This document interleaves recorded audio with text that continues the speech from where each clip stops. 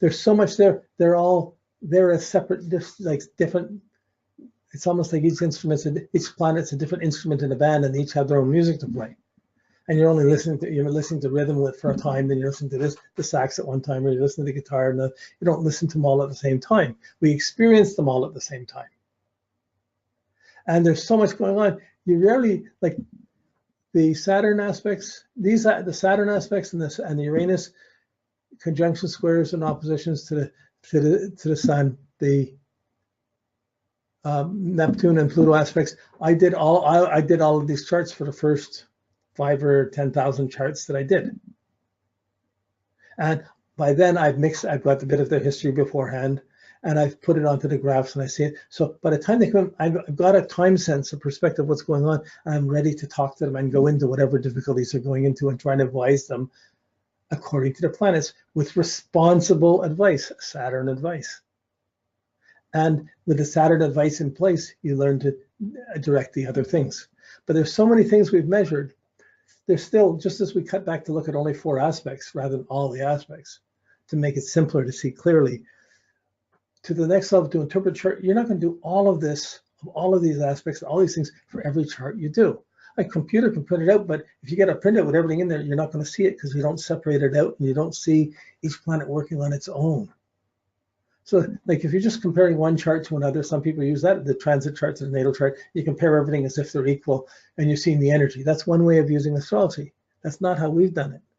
We've taken a planet, we watch where it starts, we watch it move as a wave motion around the chart. We move it, watch it move around the whole, see that planet starts from there and what it does across the whole life. And we watch that planet as one piece of music going through the whole lifetime.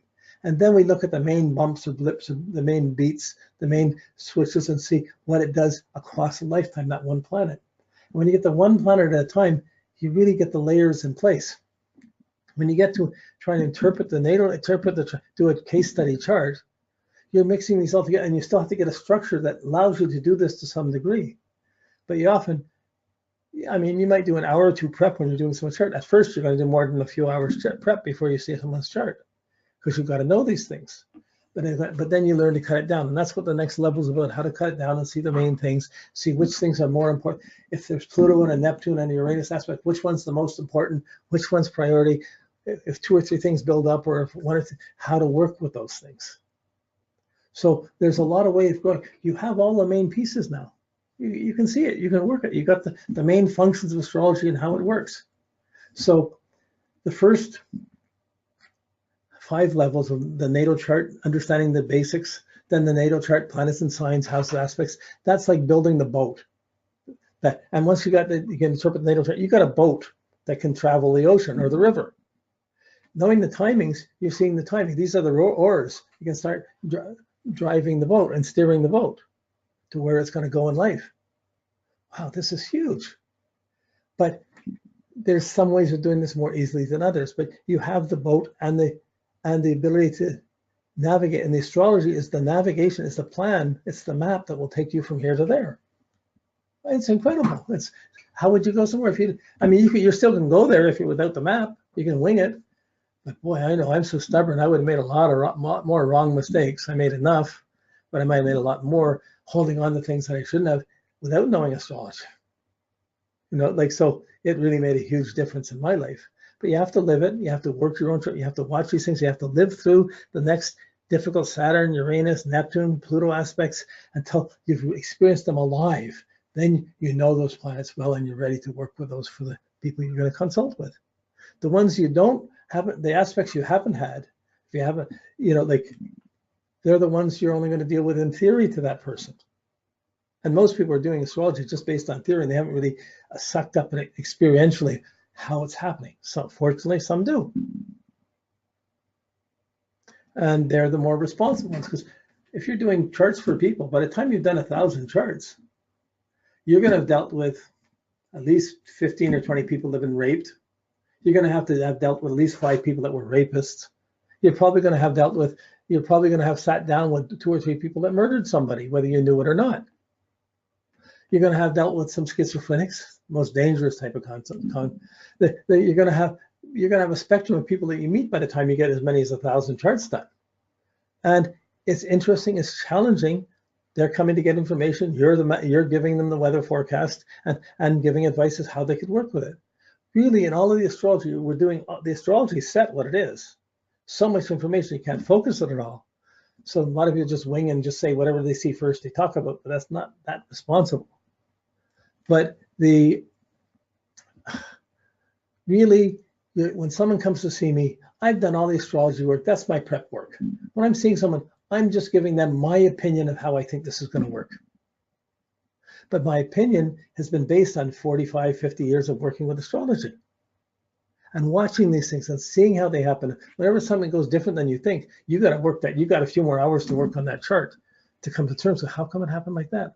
Oh my goodness, then that means this. And then you realize my take was I was looking too much emphasis on this, because whatever you're going through in your chart is going to be projected onto your readings to some degree.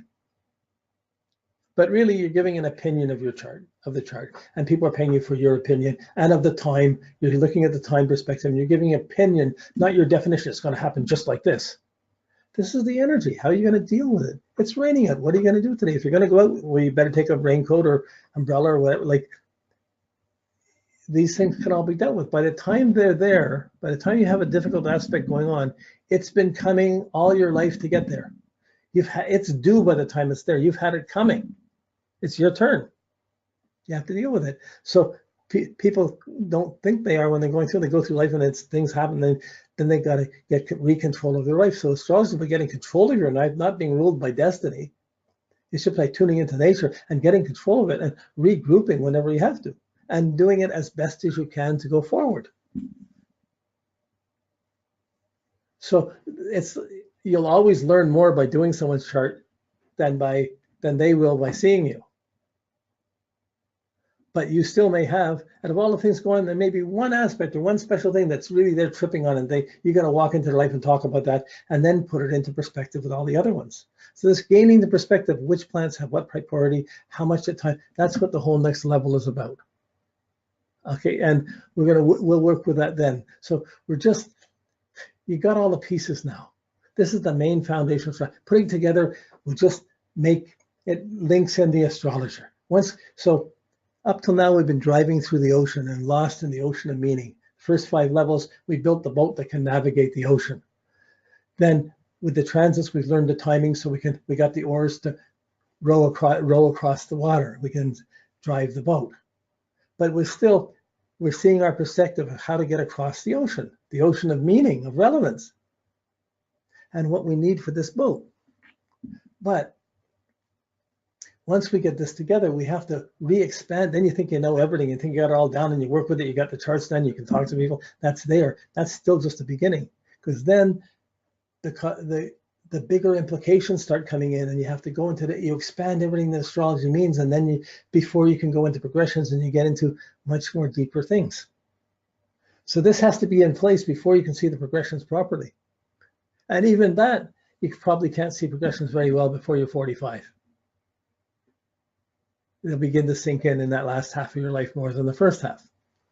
So we're moving up to this, but we've got to finish with the transits.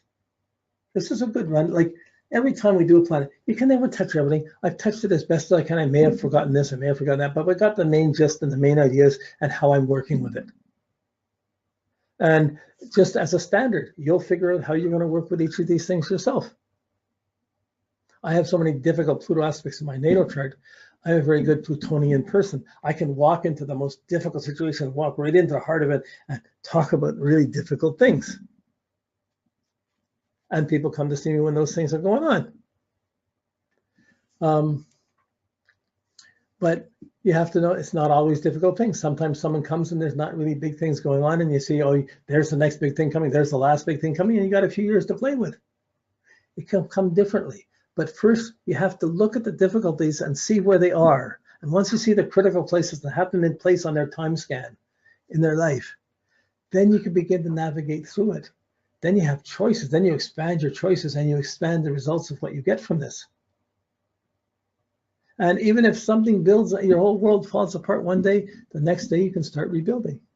So even with health, you may have bad habits and bad health and it's all built up and you're almost dying, but every day if you change your habits and you make your life a little bit happier or better, the next day your memories have a little bit more happiness or betterness in it. If you keep that up for 2 or 3 months, you can change your memories, change your health and your vitality completely in 2 or 3 months. Yeah, but it requires changing the habits and going with it rather than against it. So there's still a lot of perceiving, learning how to communicate. So what does someone need to know? It's easy to talk what you want to know in someone's chart, what you're seeing in the chart. But if you see all this information, you want to see where they're coming from, how they're coming at it, to see how they're going to experience these things. And then how to guide them to be their advantage, not yours.